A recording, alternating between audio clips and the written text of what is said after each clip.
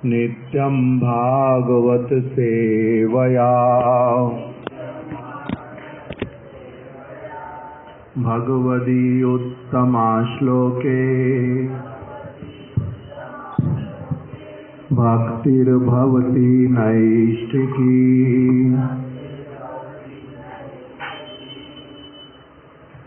नष्टप्रायेषु अभद्रेषु नित्यं भागवत सेवया भगवदी उत्तमा श्लोके भक्तिर्भवति नैष्ठिकी। भागवत जे नामाने से यवन साम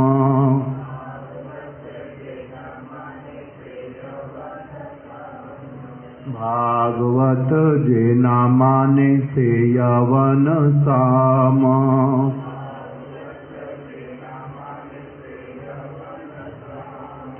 जन्मे जन्मे तार शास्ता हन प्रभु याम।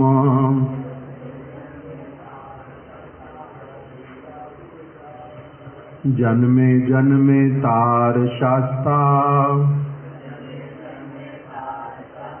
जन्मे जन्मे तार शास्ता हन प्रभु याम। भागवत जे नामाने से यवन साम भागवत जे नामाने से यवन साम तार शास्ता जन्मे जन्मे हन प्रभु याम।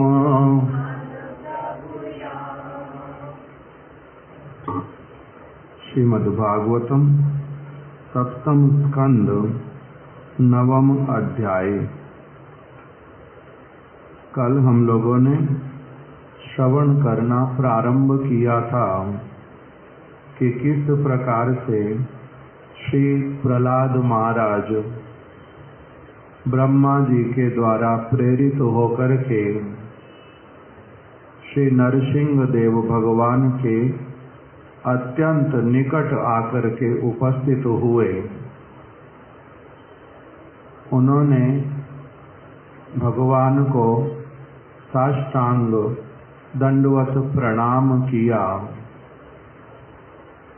और श्री नरसिंह देव ने इस प्रकार से प्रणाम करने वाले प्रहलाद महाराज जी को अपने हाथों से उठाया और फिर उनके मस्तक पर अपना ऐसे वाला अभय प्रदान करने वाला हाथ रख दिया जो काल सर्प से भयभीत लोगों के आश्रय लेने पर उनके मस्तक पर प्रभु रखते हैं। अपने उन्हीं हस्त कमल को श्री प्रहलाद महाराज जी के मस्तक पर रख दिया और तब फिर श्री प्रहलाद महाराज उनका जो श्री अंग आनंद से प्रफुल्लित हो उठा और रोम रोम हर्ष प्रकाशित करने लगा, रोमांचित हो गए। कंठ जो है वो उनका गदगद हो गया, हृदय प्रेम से भर गया, नेत्रों से अश्रुओं की धाराएं बहने लगी।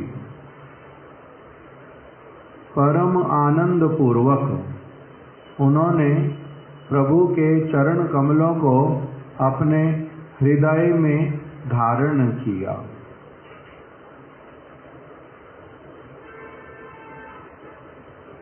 ऐसा करने से, ऐसा सौभाग्य, ऐसा क्षण उपस्थित होने पर उनका जो चित्त वो पूर्ण रूप में भगवान में एकाग्र चित्त हो गया। एकाग्र चित्त से उन्होंने भगवान के प्रति अपने नेत्रों को और अपने मन को संपूर्ण रूप में समर्पित कर दिया, अपने आप से हो गया। इसी को वास्तविक समाधि कहा गया। भगवान की विशेष कृपा, जिस वस्तु को ये सब समय जिसकी आराधना करते थे, जिन प्रभु की आज उन प्रभु के साक्षात दर्शन प्राप्त करके उनको अत्यंत निकट में देख करके उनके वरद हस्त को अपने मस्तक पर प्राप्त करके चित्त जो है पूर्ण रूप में भगवान की कृपा, उनके वचनों की सत्यता, उसके प्रति एकदम से कृतज्ञ होकर के मन और जो दृष्टि पूर्ण रूप में भगवान के प्रति स्वाभाविक रूप में ही लग गई। कोई प्रयास करना नहीं पड़ा, अनायास ही समाधि की अवस्था को उन्होंने प्राप्त किया और गदगद वचनों से श्री नरसिंह देव का स्तव करने लगे। श्री प्रहलाद उवाच ब्रह्मादय सुरगणा मुनयो हत सिद्धा सत्वैक सानगतयो वचसाम प्रवाहै नाराधितुं पुरुगुणैर अधुनापि पृषु किम तोष्टमर्हति सामे हरिरुग्र उग्र जाते। श्री प्रहलाद महाराज जी ने कहा कि सत्व गुण के द्वारा, सत्व गुण में जो स्थित है ब्रह्मा इत्यादि, सत्व गुण क्या होता है? इस ब्रह्मांड के अंतर्गत 14 भुवनों में ही 3 प्रकार के प्रकृति के गुण हैं जो सभी को ही प्रभावित करते हैं। कौन कौन से 3 गुण? तमोगुण, रजोगुण और सतोगुण।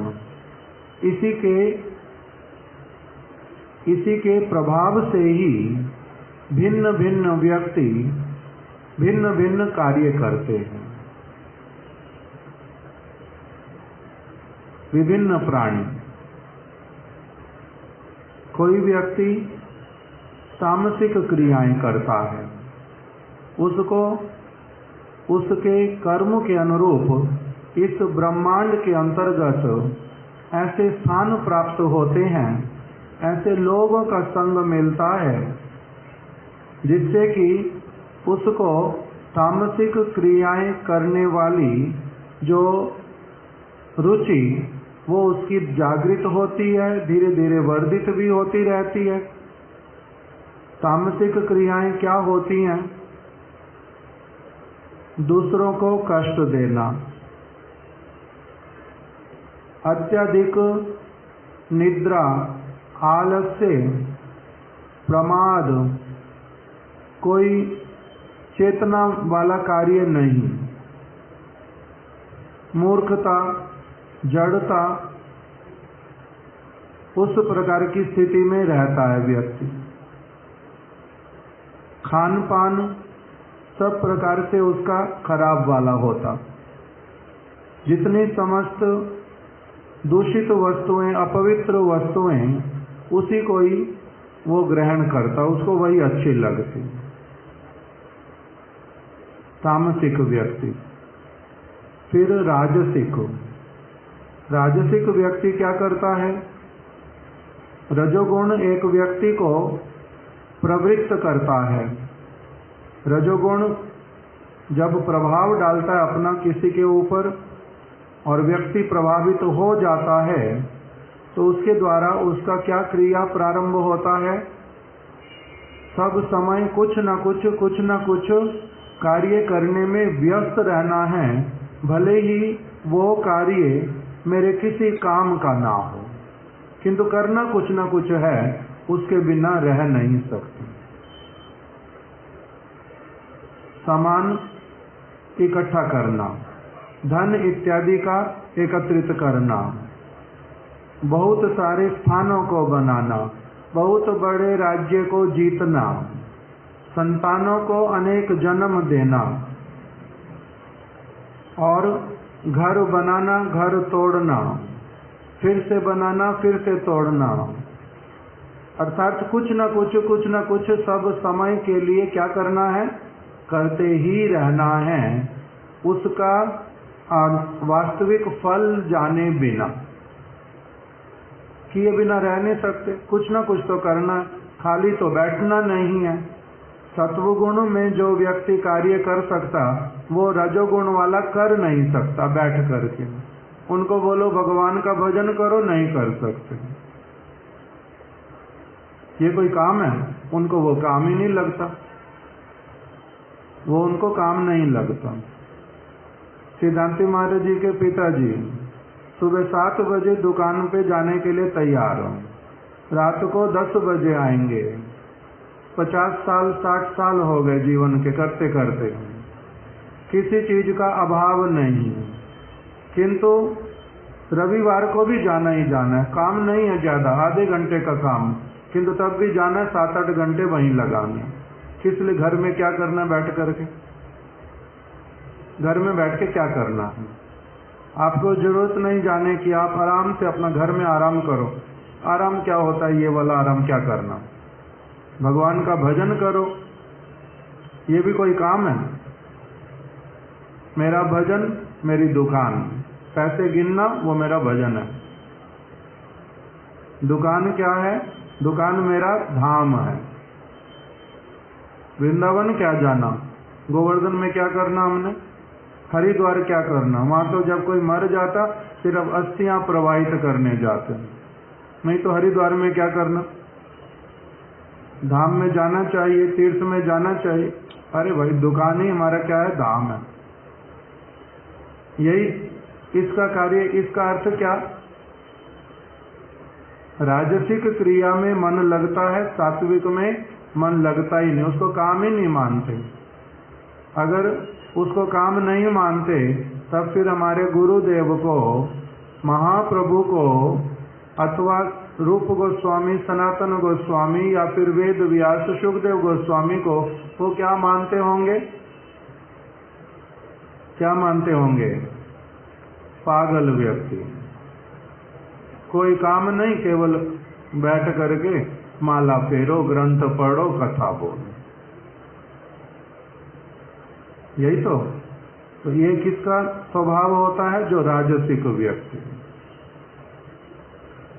व्यवसाय और बड़ा करना है, दुकान और बड़ी बनानी है, बच्चों के लिए ये वाली चीज करके जाना है, ये सब तो मन में आता है, किंतु भगवान की भक्ति, मेरे अगले जन्म, इसके विषय में कोई विचार मन में आता ही नहीं। सतोगुण में व्यक्ति क्या करता है? शांत रहता है, काम ऐसे वाले करता है जिसमें परिश्रम कम लगेगा और मिलेगा बहुत अधिक। भोजन सात्विक करेगा जिससे कि दिमाग इत्यादि प्रखर रहेगा। अपनी सारी वस्तुओं को कैसे समेटना होता, ठीक रखना होता और बाद में असुविधाओं से भी बचना होता, ये सब उनको अच्छे से आता है, किंतु केंद्र बिंदु भगवान तब भी नहीं होते। भगवान से कितना मतलब? इतना ही जिससे कि हम जो चाहते हैं वो सब समय पूरा होता रहे। इसका बोलते हैं सात्विक व्यक्ति, ये सतोगुण में रहने वाला। पुण्य कर्मी है किंतु सकाम। तो ये 3 गुण ब्रह्मलोक से लेकर के पाताल तक, पृथ्वी पर सभी लोक, बीच में स्वर्ग इत्यादि, ये तीनों वस्तुएं ही सारे त्रिभुवन में रहती हैं। किसी के ऊपर अधिक सतोगुण होता है, उस समय उसका तमोगुण और रजोगुण दबा रहता है। कोई ऐसा समय आता, कोई ऐसी परिस्थिति होती, उसका रजोगुण बहुत बढ़ जाता, सतोगुण और तमोगुण कम हो जाता। फिर कोई ऐसा समय आता जीवन में, दिन में, जिसमें उसका तमोगुण बहुत अधिक वर्धित हो जाता, सतोगुण रजोगुण नीचे रह जाता। इसी सब में ही एक व्यक्ति क्या करता है, कभी स्वर्ग में देवता बन जाता, कभी मनुष्य बन जाता, कभी पशु पक्षी बन जाता, कभी यक्ष राक्षस प्रेत पिशाच भूत ये सब बन जाता। इसी में ही भ्रमण करता रहता है। ये सारे क्या कहलाते हैं? 3 गुण प्रकृति के। ये भगवान के गुण नहीं है, भगवान की प्रकृति के दैवी माया के गुण है। वो तीनों गुणों के द्वारा ही लोगों को दंड प्रदान करती हैं। इसीलिए तामसिक वाला दिखलाई देने में बहुत असुविधा वाला दिखाई देता, राजसिक वाला बीच में दिखाई देता, सतोगुण वाला ऊपर दिखाई देता। किंतु जब वैकुंठ के दृष्टिकोण से देखते हैं, ये लगभग थोड़ा बहुत इधर उधर अंतर दिखाई देने पर भी सारे एक ही, सारे एक ही, क्योंकि भगवत भक्ति विहीन, भगवान की भक्ति से रहित है। फिर इससे ऊपर का और एक जो गुण है, जो वैकुंठ में सब समय विराजित रहता है, उसका नाम क्या है? उसका नाम है शुद्ध सत्व। इस त्रिभुवन में तो कौन से रह गए? 3 गुण, तमोगुण रजोगुण सतोगुण। किंतु वैकुंठ में उससे ऊपर जो गुण है वो किसका है? वो भगवान का, वो दैवी प्रकृति का नहीं है। इसलिए भगवान के धाम में वहाँ के जो सारे वासी, उनका अपना बोल करके कुछ होता ही नहीं। वहाँ पर सब वस्तुओं के केंद्र भगवान रहते हैं। उनके चित्त में कभी विषय वासना नहीं आती, दूषित चित्त नहीं होता। इसलिए उनको बोलते हैं वैकुंठवासी। वैकुंठ ये जो स्थान है, वहाँ पर कुंठा धर्म नहीं है। वहाँ पर कोई मित्रता, शत्रुता और कोई क्रोध, लोभ, मोह, आसक्ति, कपट, दूसरों को कष्ट देना, ये सब कुछ नहीं होता। क्यों? क्योंकि वहाँ पर जो प्रकृति, योग माया, भगवान की जो प्रकृति, उसका प्रभाव वहाँ पर रहता है शुद्ध सत्व के रूप में। तो इसलिए वही शुद्ध सत्व भगवान कभी तो स्वयं, कभी अपने परिकरों के साथ में आकर के, कभी केवल परिकरों को भेज करके उस शुद्ध सत्व वाला जो विचार, उसका जो क्रिया, उसका जो प्रकृति, वो देकर के इस जगत के लोगों को रजोगुण, तमोगुण, सतोगुण से ऊपर उठाते हैं और अपने जैसा बनाना प्रारंभ करते हैं। तब फिर इस जगत में प्राणी क्या करता है? कुछ कुछ क्रियाएं प्रारंभ करता है केवल, जिसका केंद्र बिंदु वास्तविक रूप में भगवान हो। अभी हम लोगों का वो सब नहीं हो पाता। हम लोग गुरु जी की कृपा से, वैष्णवों की कृपा से कुछ कुछ उस विषय में अभी बहुत थोड़ा सा श्रवण कर रहे हैं, कुछ समझ रहे हैं, किंतु उस और वास्तविक रूप में अग्रसर होना, एक दिन में एक मुहूर्त भी विशुद्ध रूप में भगवान के लिए अपना सर्वस्व समर्पित करना बिना किसी हेतु के, वो तक भी नहीं हो पाता, नहीं हो पाता, कठिन है। क्यों? क्योंकि हम लोग रचे पचे हुए जन्म जन्मांतर से तीनों गुणों के बीच में, उससे ऊपर उठ करके कुछ होता नहीं हमारे से। इसीलिए प्रहलाद जी क्या बोल रहे हैं कि सत्व गुणे अनन्य चित्त ब्रह्मा आदि देव ऋषि और सिद्धगण, ब्रह्मा इस ब्रह्मांड के अंतर्गत ही रहते हैं। वो वैकुंठ और ब्रह्मा जी का लोक वो एक नहीं है, अलग अलग है। ब्रह्मा जी का लोक इस ब्रह्मांड में सबसे ऊपर, किंतु तब भी विरजा से नीचे, विरजा नदी बीच में, उसी का दूसरा नाम क्या बोलते हैं? कारण समुद्र, कारणोदक, जिसमें कारणोदकशाही विष्णु रहते हैं, कारण समुद्र बीच में आता है, और उसके बाद में प्रारंभ होता है वैकुंठ। तो ब्रह्मा जी ब्रह्मांड के सबसे ऊंचे लोक में होने पर भी वो, उनमें सबसे अधिक प्रधानता कौन से गुण की होती है? प्रकृति के सत्व गुण की। किंतु कभी कभी और क्रियाएं भी दिखाई देती हैं ब्रह्मा जी में भी,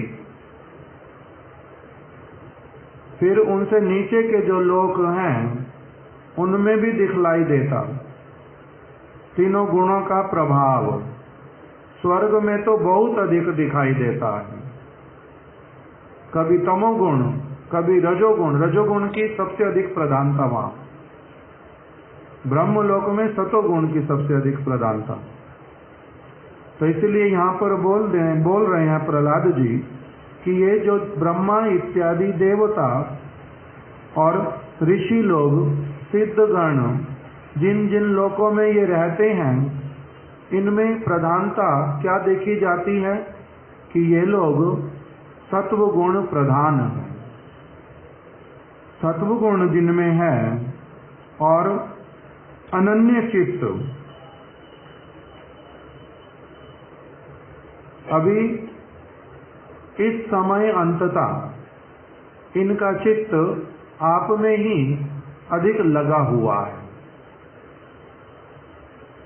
आप सामने प्रकटित हैं, सभी यहाँ पर उपस्थित हैं। इनका चित्त और समय में जब आप सामने नहीं होते, उससे तो इस समय बहुत अधिक लगा हुआ है, किंतु तब भी उनके द्वारा बहुत बहुगुण युक्त वाक्य प्रवाह द्वारा, बहुत अच्छे अच्छे गुणों से युक्त जो उनके वचन, उसमें मधुरता भी है, उसमें वो स्पष्ट रूप से समझ भी आ रहे हैं, मधुरता है, बड़े स्पष्ट हैं वचन, मधुर भी हैं, स्पष्ट भी हैं, और साथ ही साथ में उसमें जो भी कोई उनका प्रेजेंटेशन इतना अच्छा है कि उसके बीच में कोई भी असुविधा भी नहीं लगती,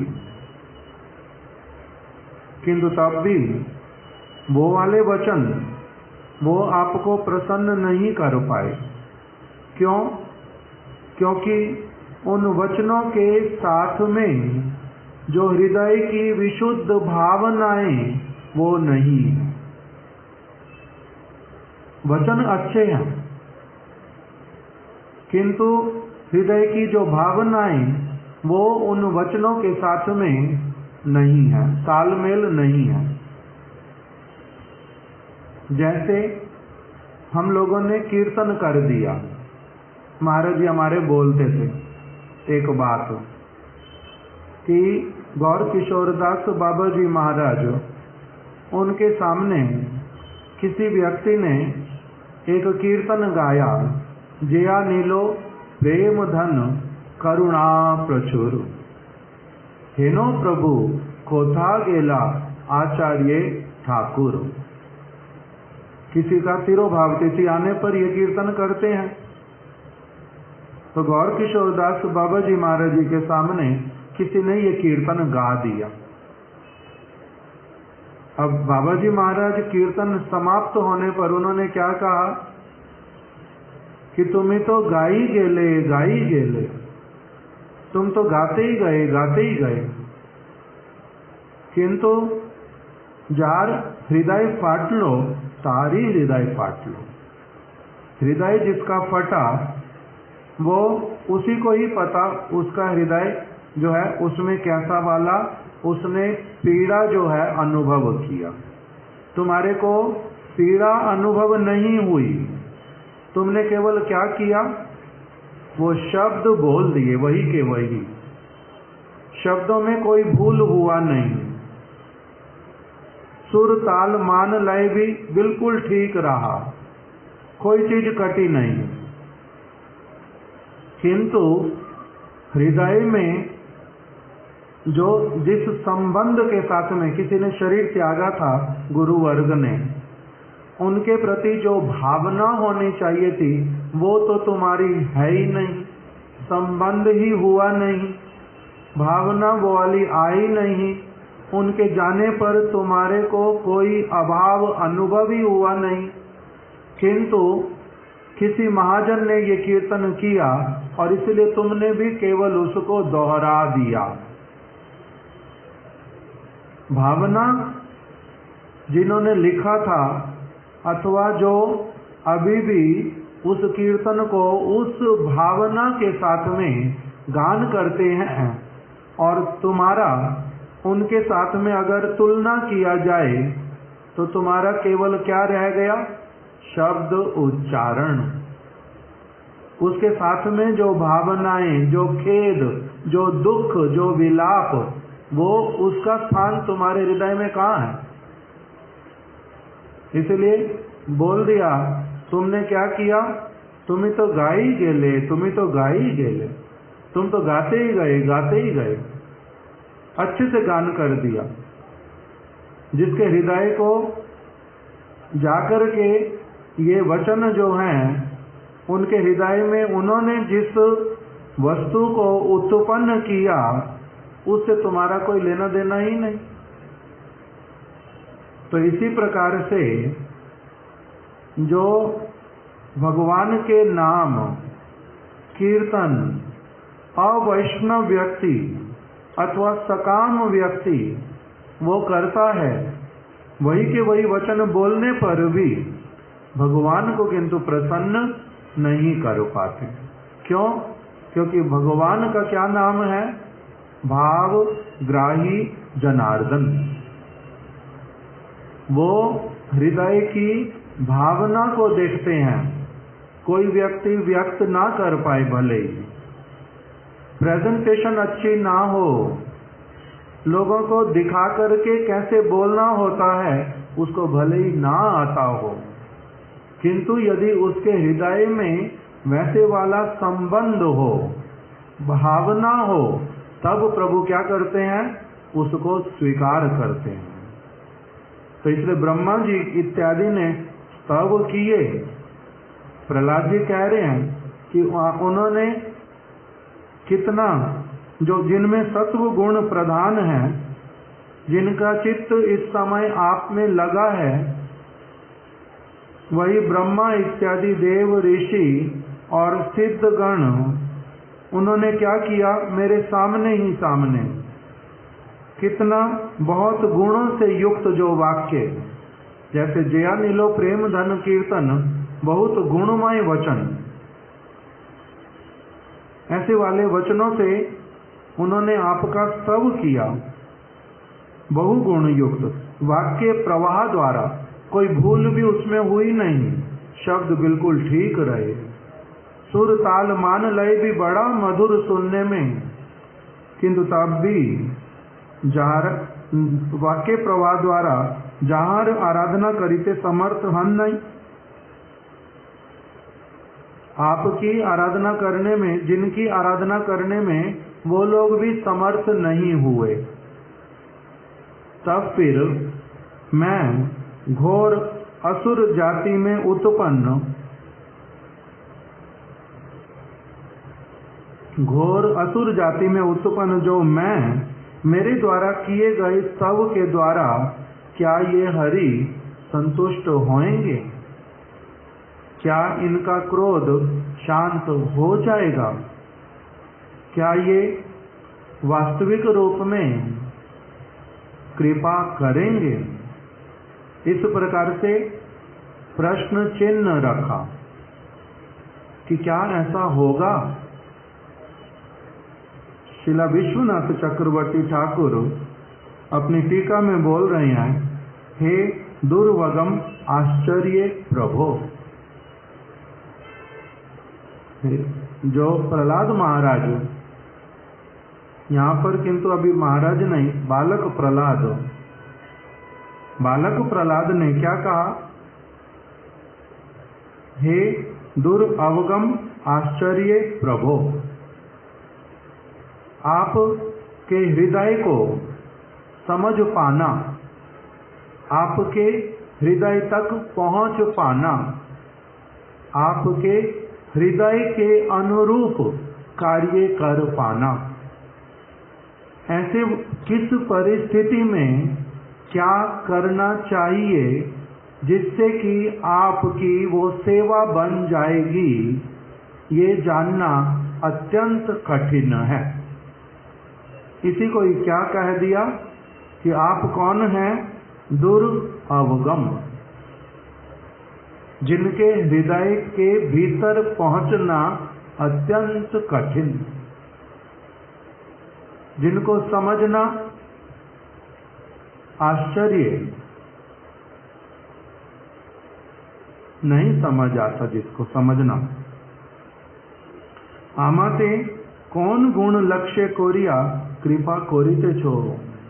आप मेरे किस गुण को लक्ष्य करके मेरे प्रति कृपा कर रहे हैं, ये मेरी समझ से परे है। मेरा ऐसा कौन सा गुण जिसके कारण आप मेरे प्रति कृपा कर रहे हैं? यही कह रहे हैं ब्रह्मा आदि वचन कह करके कि सात्विकत्व तुम्हार कृपार हेतु नहीं, सात्विक बन जाना, सात्विक भोजन करना, सात्विक स्थान पर रहना, ये भी आपकी कृपा का हेतु नहीं है। जो व्यक्ति केवल मात्र वन में रहते, किसी प्राणी से मिलते तक भी नहीं है, इसलिए किसी को देख करके आकर्षण विकर्षण इत्यादि जिनको होता नहीं, जिनका किसी से कुछ मतभेद इत्यादि भी होता नहीं, जो केवल मात्र सात्विक फल लेकर के ही जीवन यापन करते, पर्वतों से जो जल मिलता उसी को पान करते, संसार की कोई वस्तु जिन्होंने अपने पास में रखी नहीं, ऐसे सत्व गुण प्रधान जो व्यक्ति होते हैं, क्या ये कार्य करने से ही आपकी कृपा उनको मिल जाती है? तो कहते हैं नहीं। सत्व गुण सात्विकत्व तुम्हार कृपार हेतु नहीं।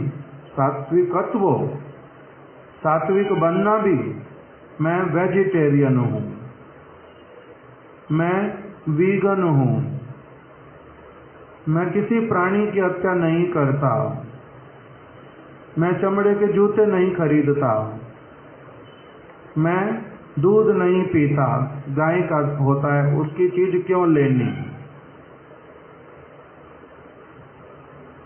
मैं मोर पंख खरीदता नहीं,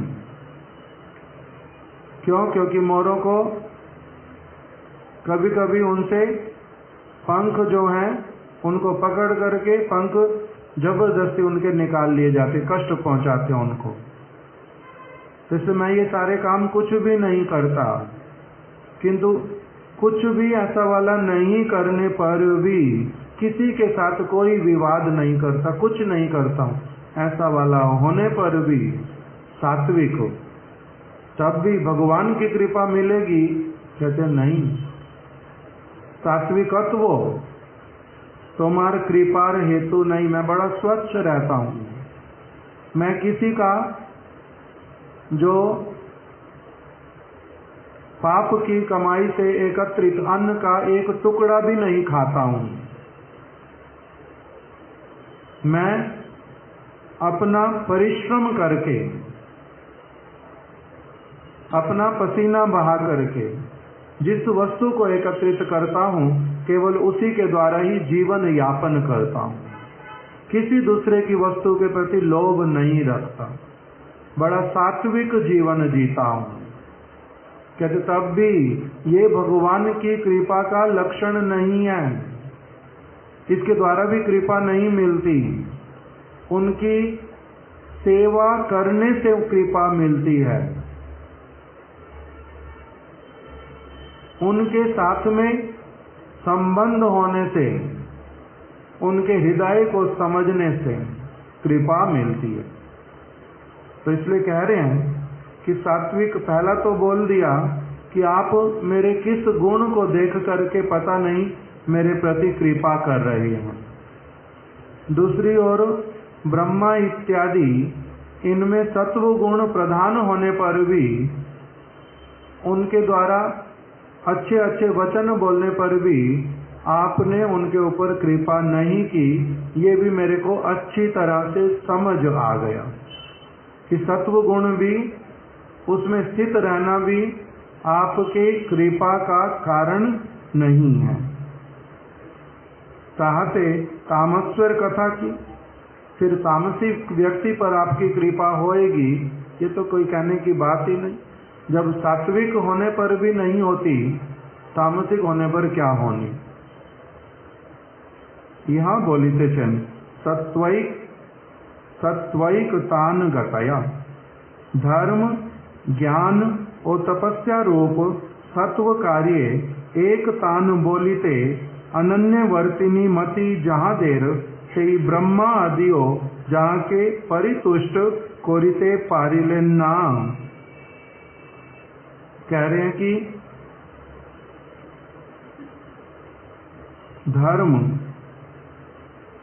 धर्म मतलब वर्ण आश्रम धर्म का पालन करने वाले, जिस आश्रम में है ब्रह्मा जी अथवा ऋषिगण अथवा सिद्धगण, उस आश्रम के जो सारे मर्यादा नियम उसी के अनुसार रहने वाले,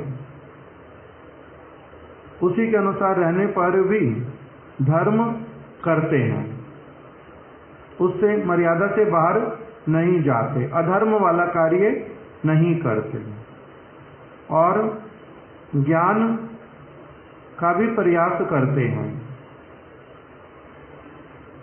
अनित्य कुछ कुछ वस्तुओं से जो बहुत तुच्छ वृत्ति से एकत्रित की जाती हैं, जिनमें व्यर्थ में व्यक्ति लगा रहता, उनसे भी बहुत अधिक बचते हैं। ज्ञान भी उनमें अच्छा है और तपस्या इत्यादि सत्कार्य भी करते हैं, त्याग भी करते हैं कई सारी चीजों का।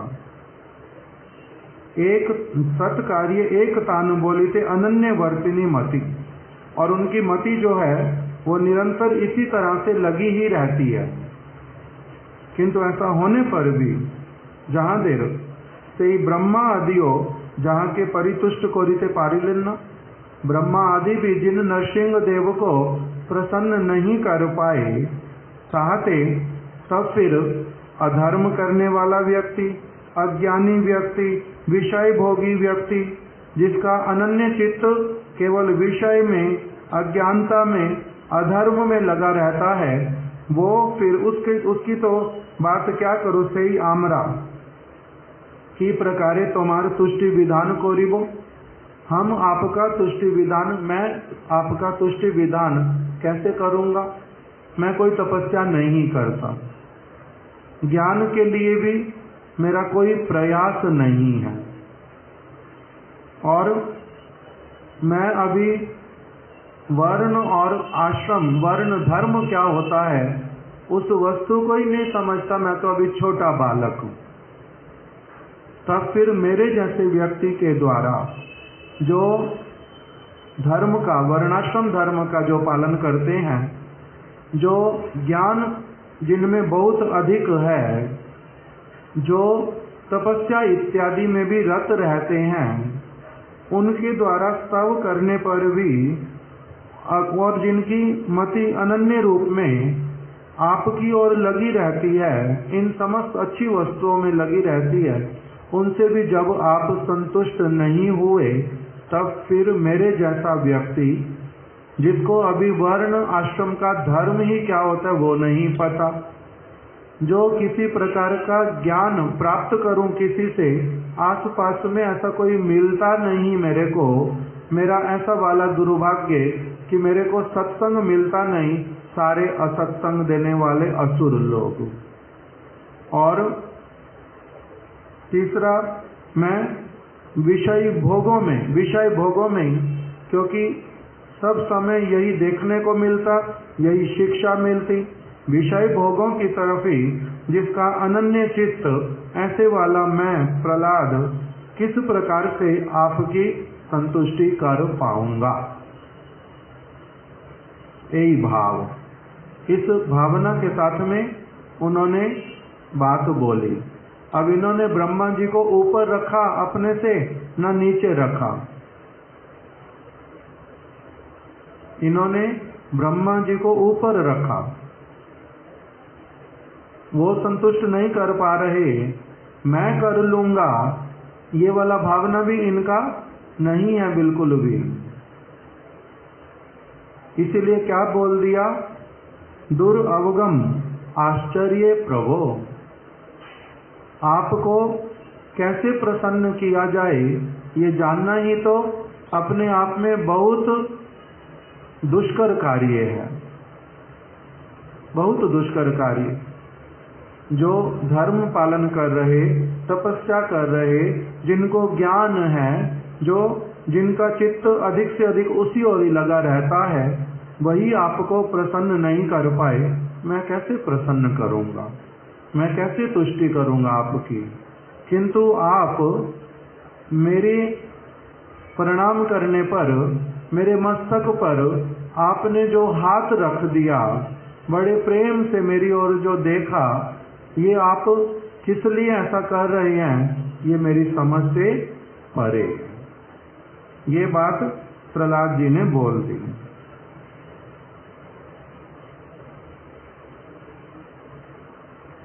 अब विश्वनाथ चक्रवर्ती ठाकुर बोल रहे हैं कि एक तान अर्थ अनन्य वृत्ति, केवल स्तुति वचन ही तुम्हार प्रसन्नतार कारण नहीं। केवल आपकी स्तुति करता रहूं, स्तुति करना ही केवल मात्र स्तुति वचन ही आपकी प्रसन्नता का कारण नहीं है। कोई व्यक्ति केवल मात्र स्तुति करता रहे किसी की, सब समय केवल स्तुति करता है, किंतु जिनकी स्तुति करता है उनके लिए कभी कुछ नहीं करता, उनके लिए कभी कुछ भी नहीं करता, केवल क्या करता है? स्तुति।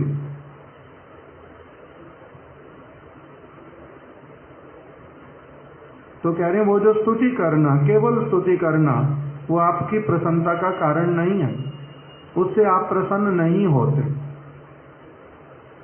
वचसाम प्रवाही पुरुगुणई।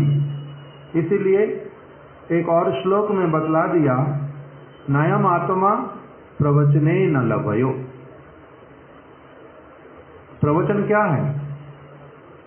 अच्छी अच्छी बातें सब समय बोलते रहना, भगवान का महिमा गान करना, स्तुति बोलना, यही तो हुआ। किंतु भगवान ने ही बोल दिया, नयम आत्मा प्रवचने न लभयो।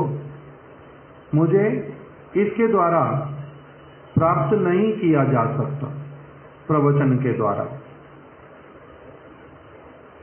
केवल प्रवचन के द्वारा मुझे प्राप्त नहीं किया जा सकता।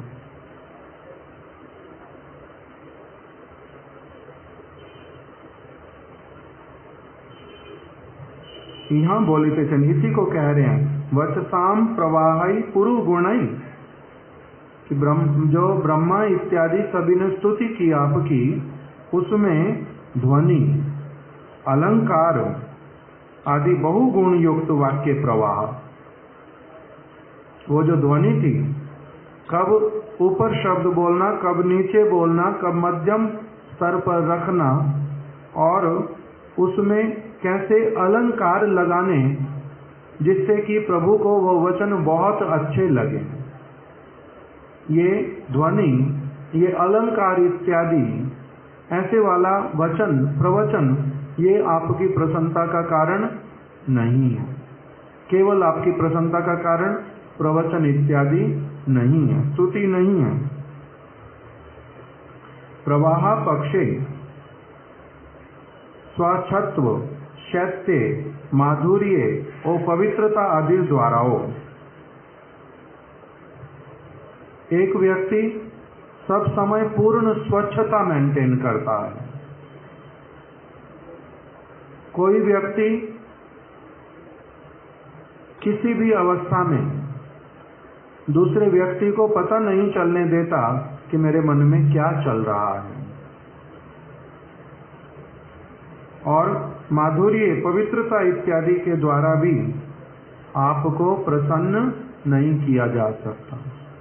हमारे महाराज जी बोलते थे, हनुमान टट्टी धोता था ना नहीं धोता था, कथा में ही बोलते थे, बिल्कुल ऐसे ही कि हनुमान टट्टी धोता था तो नहीं। क्यों?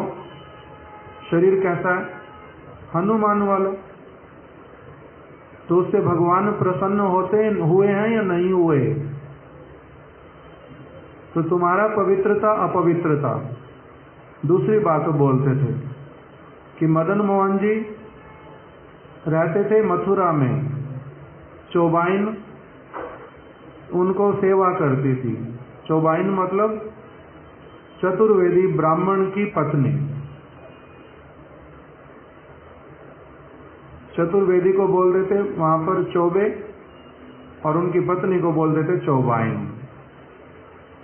तो वो जो चौबाइन वो क्या करती थी, सुबह सुबह उठ के अपना बिना नहाए धोए सबसे पहले खिचड़ी बनाने के लिए अंगीठी पर रख देती, चूल्हे पर,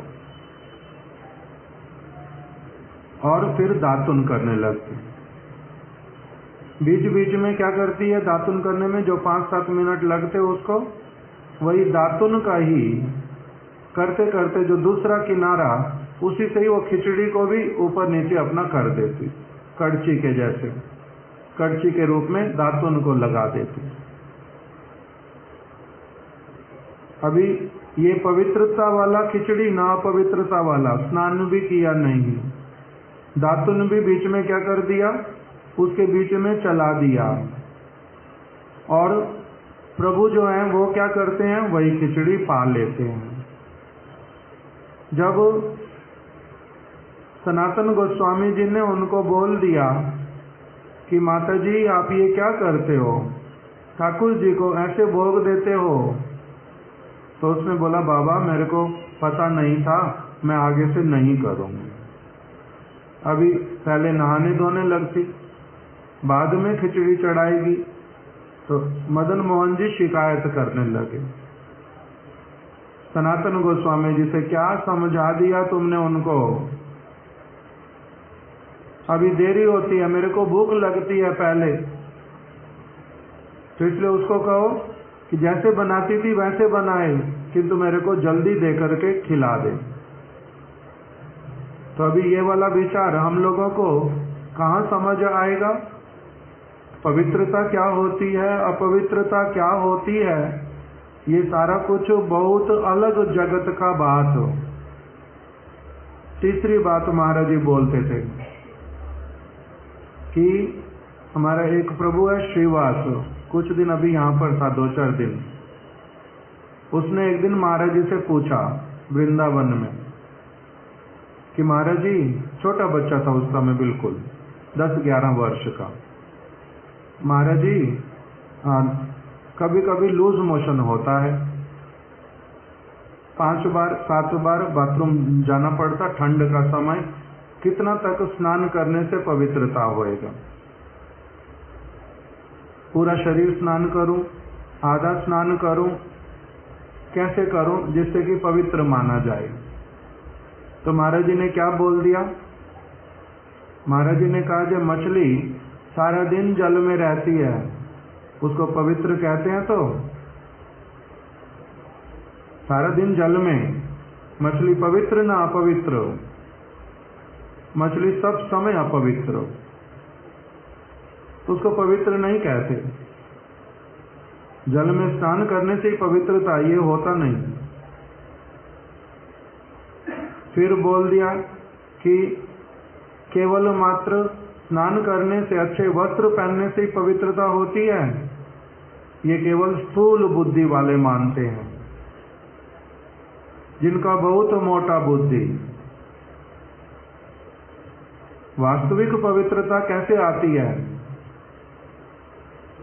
भगवान का नाम ग्रहण करने से, भगवान के भक्तों का जो शुद्ध विचार उसको हृदय में धारण करने से, उस बिना महत्पद रजोभिषेकम, उससे जो पवित्रता आती है, महत व्यक्ति के चरण कमलों की धूलि में, अर्थात उनके वचनों में, उनके आदेश में, उनकी शिक्षा को पालन करने की इच्छा में जो पवित्रता आती है चित्त के भीतर में, उस पवित्रता का मूल्य है।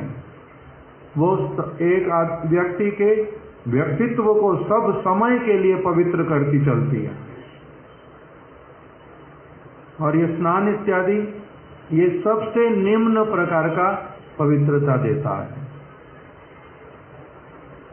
वो पवित्रता केवल शरीर की, तो इसलिए बोल रहे हैं कि स्वच्छत्व, शैत्य, माधुर्य और पवित्रता आदि द्वारा हो आपकी आराधना नहीं होती। आराधित आप उसके द्वारा भी आराधित नहीं होते। रूप कितना सुंदर, ब्रह्मा जी का, इंद्र का, सिद्ध पुरुषों का, जैसा सुंदर से सुंदर स्वरूप वो स्वयं चाहते हैं वैसा अपना बना लेते हैं। उनके अंदर वो योग्यता है, उस प्रकार के वस्त्र, उस प्रकार का अलंकार, ऐसे वाला श्रृंगार, ऐसे वाली मधुर वाणी, कंठ जैसा चाहते वैसा बन जाता।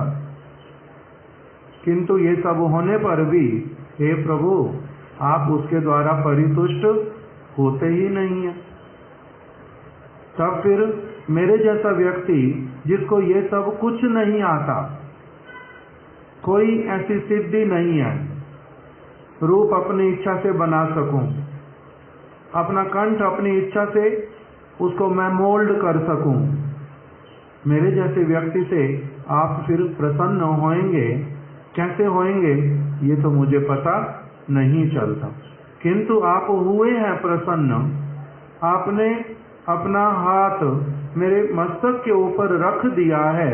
ये आप क्यों कर रहे हैं, उसके पीछे क्या कारण है, ये मेरी समझ से परे। ये उन्होंने सबसे पहले बोला। आराधितुम, जहाँ आराधना कोरिते, अर्थात निजेदेर प्रति संतुष्ट कोरिते। आराधना करने का अर्थ क्या किया? ब्रह्मा इत्यादि आपकी आराधना नहीं कर पाए। अर्थात क्या नहीं कर पाए? आराधना नहीं कर पाए।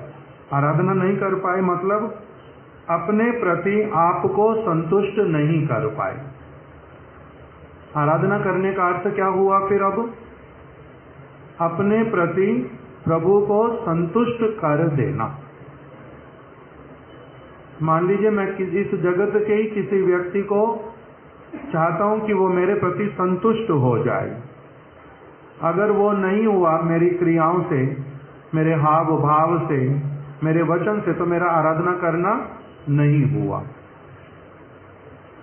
यदि वो मेरे प्रति आकर्षित हो गए तब तो आराधना पूरी हुई।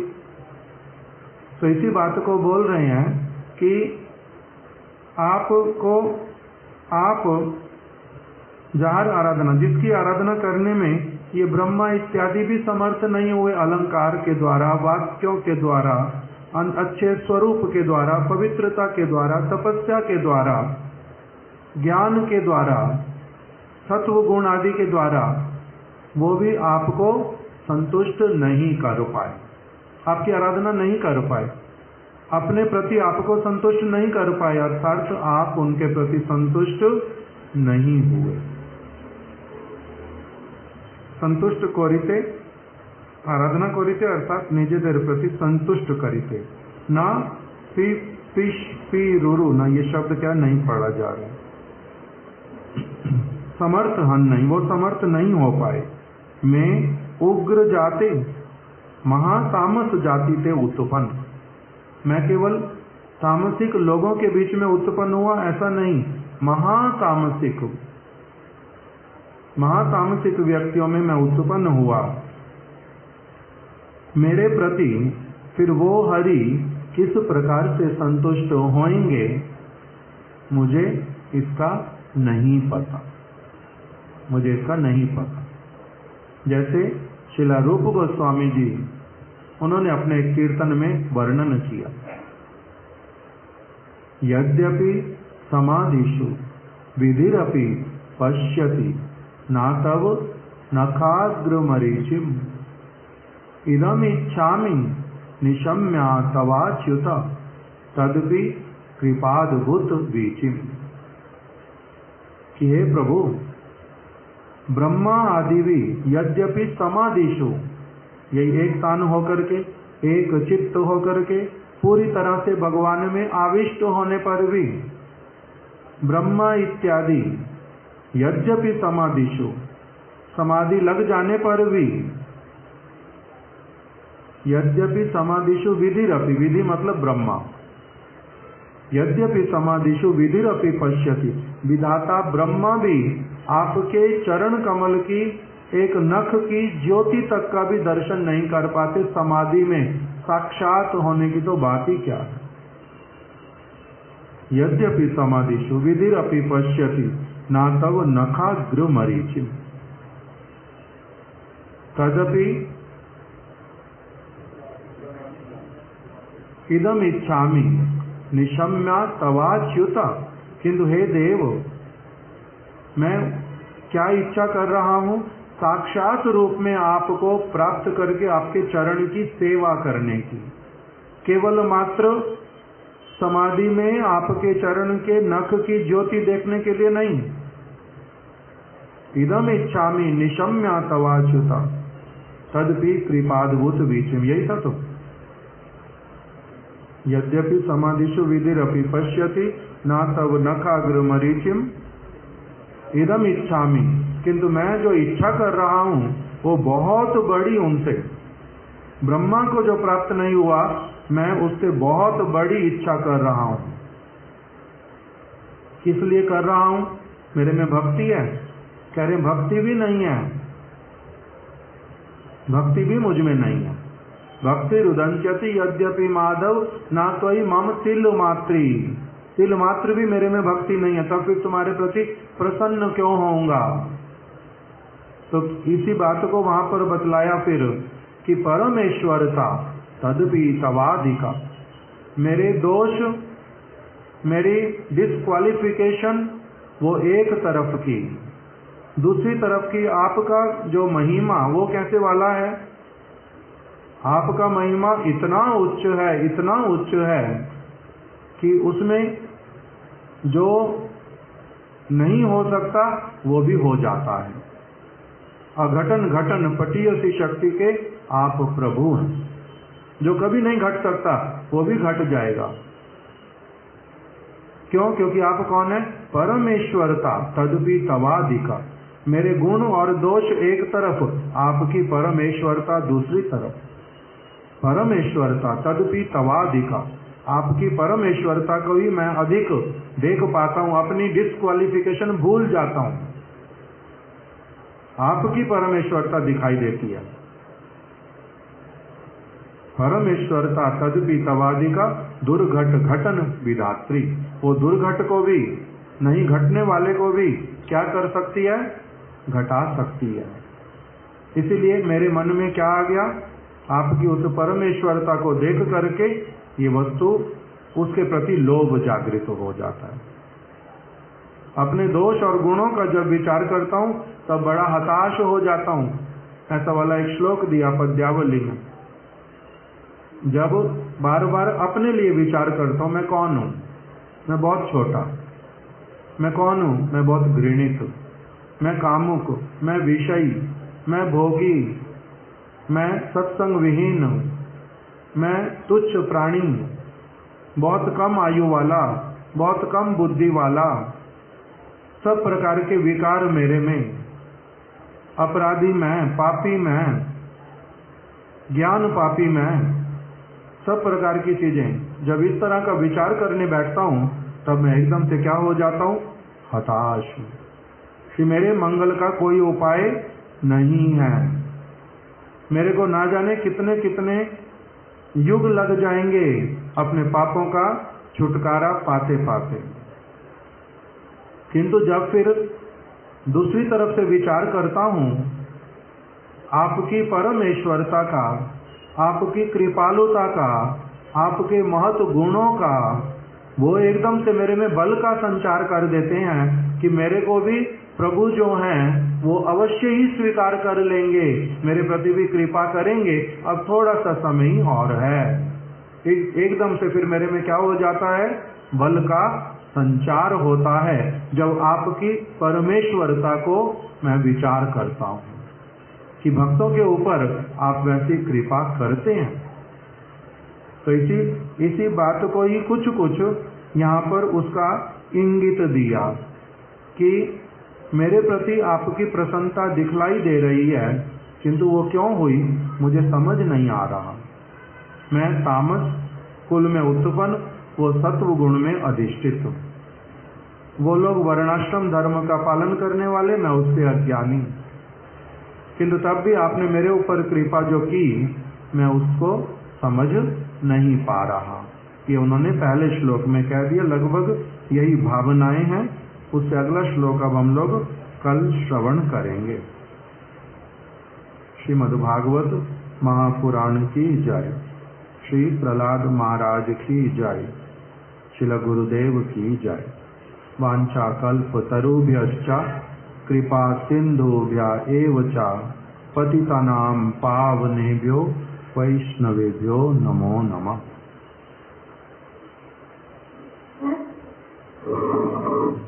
नितिन भैया मेरे टेबल से दोनों डिब्बे ले आओ।